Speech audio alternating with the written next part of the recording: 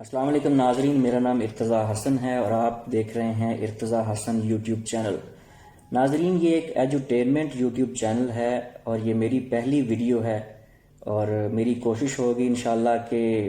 آگے بھی آپ کو اس طرح کی مفید ویڈیوز جو ہے میں پرووائڈ کرتا رہوں تاکہ کچھ ایسی انفارمیشن جو ہے وہ آپ تک شیئر کی جا سکے جس کا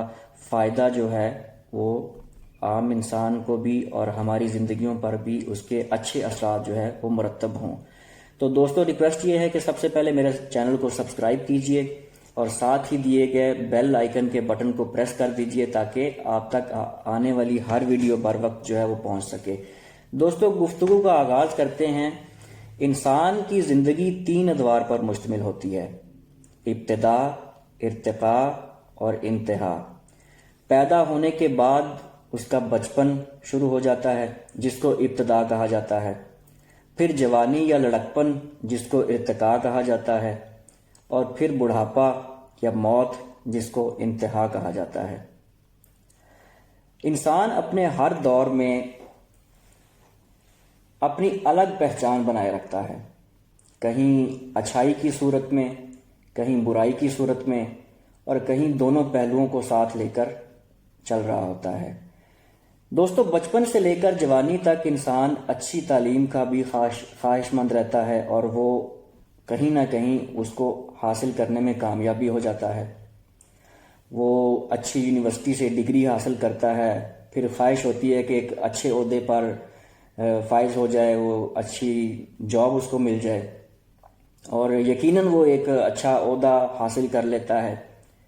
اور یہ اس کا ارتقائی سفر ہوتا ہے۔ یہ اس کی جوانی کا جو سفر ہوتا ہے وہ ارتقائی منازل وہ طے کر رہا ہوتا ہے، اور اس میں وہ ہر وہ کام کرنے کی کوشش کرتا ہے جس کو اس نے اپنے بچپن میں اپنے اساتذہ کرام سے یا اپنے بڑوں سے یا اپنے ارد گرد کے ماحول سے سیکھا ہوتا ہے۔ تو وہ اپنی زندگی میں پیسہ کمانے کے لیے بہت تگ و دو کرتا ہے، ایک اپنی اچھی لگژری لائف کو انجوائے کرنے کے لیے بہت محنت کرتا ہے، اور اس کوشش میں لگا ہوتا ہے کہ وہ ایک ایسے منصب پر چلا جائے، ایک ایسے لیول پر پہنچ جائے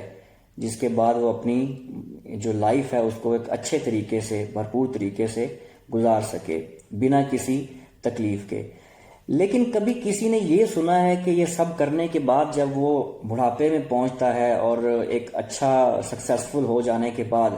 آخر جب وہ اس کو موت آتی ہے تو مرنے کے بعد یا اس کو دفنانے کے بعد کبھی کسی نے سنا ہو کہ لوگ اس کو دفنانے کے بعد یہ کہہ رہے ہوں کہ یار اس نے ڈبل ایم اے کیا ہوا تھا، اس نے پی ایچ ڈی کر رکھی تھی، یا اس کے پاس بہت زیادہ پیسہ تھا، یہ بڑے سٹیٹس والا تھا، بڑے رتبے والا تھا، یہ بڑی پراپرٹی جائیداد والا تھا، یہ 20ویں یا 21ویں اسکیل کا افسر تھا، اس کے پاس بینک بیلنس بہت زیادہ ہے۔ تو کیا اس طرح کے سٹیٹس کو کبھی کسی نے ڈسکس ہوتے ہوئے سنا؟ تو دوستو، میری تو یہ زندگی کا ایکسپیرینس ہے کہ میں نے جب بھی ایسے کسی جگہ پہ میں گیا تو میں نے کبھی نہیں سنا کہ لوگ ان چیزوں کو ڈسکس کر رہے ہوتے ہیں، یا اس کے ڈیزگنیشن کو، یا اس کے رتبے کو، یا اس کے عہدے کو، یا اس کے پیسے کو، یا اس کی جو لگژری لائف ہوتی ہے اس کو ڈسکس کر رہے ہوں، بلکہ ایک چیز ضرور ڈسکس کر رہے ہوتے ہیں، اور وہ یہ ہوتی ہے کہ یار یہ بندہ ایتھیکلی بہت اچھا تھا، اس کا اخلاق بہت اچھا تھا، یہ اخلاقی طور پر بڑا ہی مضبوط قسم کا آدمی تھا، رشتوں کو نبھانے کا فن جانتا تھا، رشتوں کی قدر کرتا تھا۔ تو کیا یہ نہیں لگتا ہے کہ یہ جو تعارف ہے، یہ جو باتیں ہیں، تو کہیں یہ لگ رہا ہوتا ہے کہ انسان کا اصل تعارف ہی اس کے مرنے کے بعد شروع ہوتا ہے؟ جو کہ لوگ جو چیزیں ڈسکس کر رہے ہیں تو وہ ایسی چیزیں ہیں کہ اس کے تعارف کا جو بیس ہے، جو اس کے تعارف کی جو وہ شروع ہی اس کے مرنے کے بعد ہو رہی ہوتی ہے۔ 7 ہیبٹس جو بک ہے اس میں سٹیفن لکھتا ہے کہ وہ جو دنیا نے آپ کے مرنے پہ کہنا ہے نا، اگر اس کی تیاری آج آپ نے نہیں کی تو یاد رکھیں کہ وہ آپ کے چلے جانے کے بعد یہ سب نہیں کہہ رہے ہوں گے۔ تو انسان کا اصل تعارف جو ہے اس کا رویہ ہے، اس کا وہ اخلاق ہے جس کے ذریعے وہ لوگوں کو اپنا گرویدہ بناتا ہے، اس کی وہ کنٹریبیوشن ہے جو لوگوں کی خدمت کرنے کی صورت میں اس نے جمع۔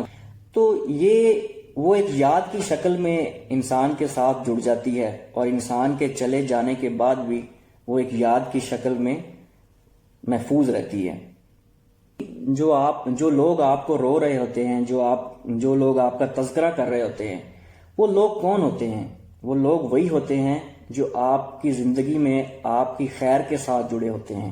جو آپ کی طرف سے بھلائی کی ہوتی ہے اس کے ساتھ جڑے ہوتے ہیں، جن کے لیے آپ نے اچھا کیا ہوتا ہے، جن کی خوشی کے لیے آپ نے کچھ اچھا کیا ہوتا ہے، جن کو خوش رکھنے کے لیے آپ نے کچھ اچھا کیا ہوتا ہے، جن کا احساس کیا ہوتا ہے آپ نے، جن کو کبھی کوئی خوشی دی ہوتی ہے۔ معاشرے میں بہت سے لوگ ایسے بہت سارے لوگ ہیں جن کے پاس پیسہ نہیں ہے، جن کے پاس بہت سٹیٹس نہیں ہے، جن کے پاس کوئی بہت بڑا عہدہ نہیں ہے، چھوٹے چھوٹے عہدوں پہ کام کرتے ہیں، وہ ایک بہت ہی لمیٹڈ سی انکم کے ساتھ اپنی زندگی بسر کرتے ہیں۔ لیکن کیا ہے، ان سے جب پوچھتے ہیں یا ان کو جب ان کی زندگی کو دیکھتے ہیں تو اللہ تعالیٰ نے ایک سکون اور راحت رکھی ہوتی ہے ان کی زندگی میں، تو وہ کیوں اس طرح سے اپنے آپ کو فیل کرتے ہیں کہ وہ بہت پرسکون ہیں؟ کیونکہ ان کے پاس تو پیسہ بھی نہیں ہے، ان کے پاس لگژری لائف سٹائل بھی نہیں ہے، ان کے پاس وسائل بھی نہیں ہیں، تو وہ پھر بھی سکون میں ہیں۔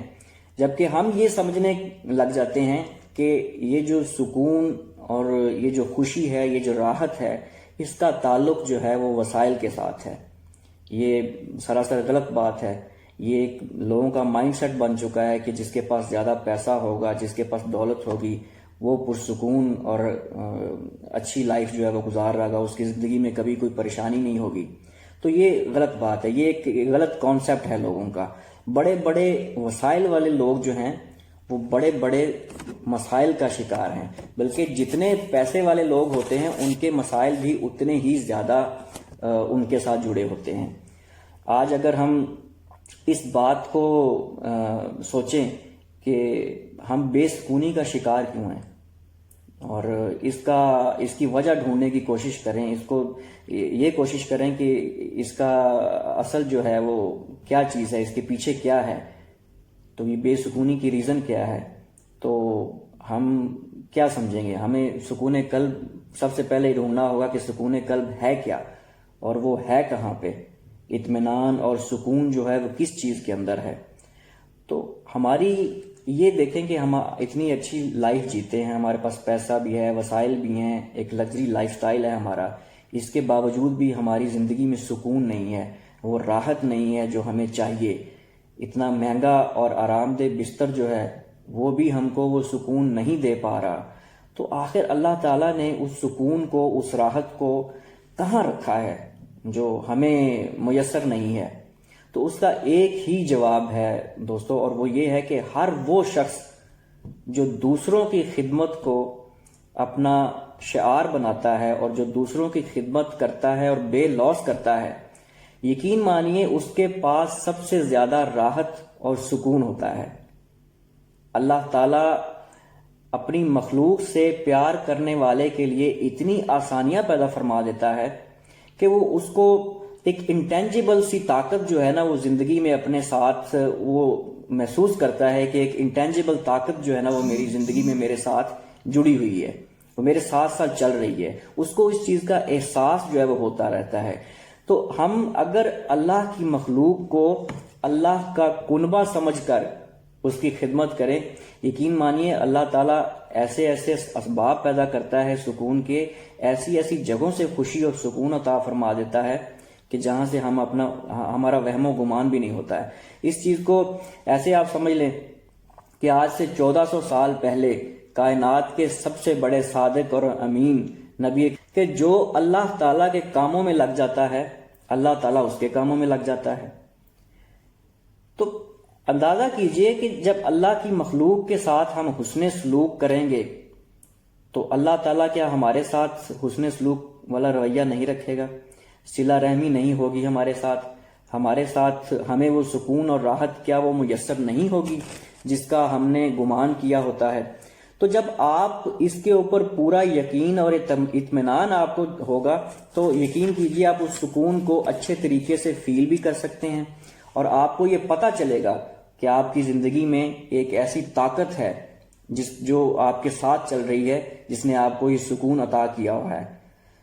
بانو قدسیہ جو پاکستان کی مشہور مصنفہ ہیں، اللہ تعالیٰ جنت میں جگہ عطا فرمائے ان کو، وہ اپنے ایک ناول راجہ گدھ میں لکھتی ہیں، وہ لکھتی ہیں کہ جو حرام ہے وہ انسان کو لولا اور لنگڑا بنا دیتا ہے۔ تو کسی نے ان سے وضاحت سے پوچھا کہ آپا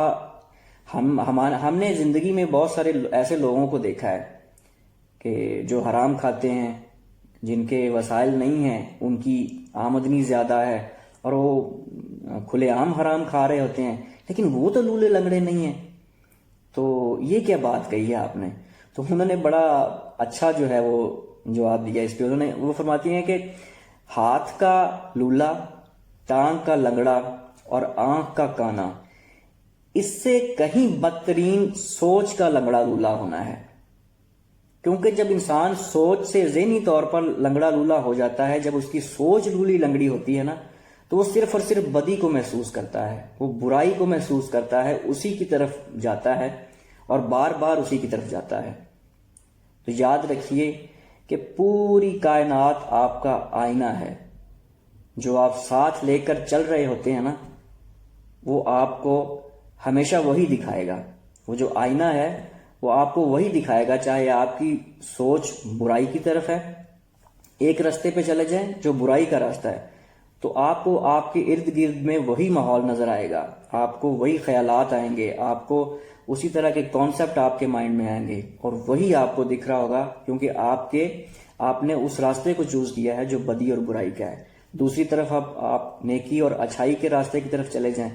تو آپ کو خوشی محسوس ہوگی، آپ کو وہی دکھائی دے گا جو آپ نے اپنا مائنڈ سیٹ بنایا ہوا ہے، اچھائی والا، نیکی والا، تو اس میں آپ کو راحت بھی محسوس ہوگی اور سکون بھی محسوس ہوگا۔ اس لیے اپنی سوچ کو ہمیشہ مثبت رکھیے، تاکہ آپ کی زندگی بھی اور آپ کے ساتھ جو جڑے ہوئے لوگ ہیں ان کی زندگی بھی پرسکون گزرے۔ تو دوستو، امید ہے آپ کو یہ ویڈیو پسند آئی ہوگی، اور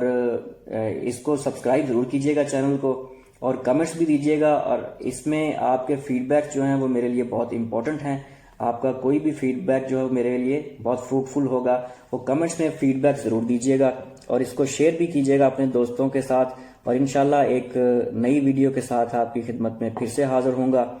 تو نیک تمناؤں کے ساتھ اور اس دعا کے ساتھ کہ اللہ تعالیٰ آپ کا آنے والا ہر دن خوشیوں سے بھرے، اور آپ سلامتی کے ساتھ اپنی زندگی خوشیوں کے ساتھ گزاریے، نیکی کریں اور نیکی کرنے کی دعوت دیتے رہیں، آسانی پیدا کریں دوسروں کے لیے، تاکہ اللہ تعالیٰ آپ کے لیے آسانیاں پیدا فرمائے۔ خوش رہیے، خوشیاں بانٹیے۔ اللہ حافظ۔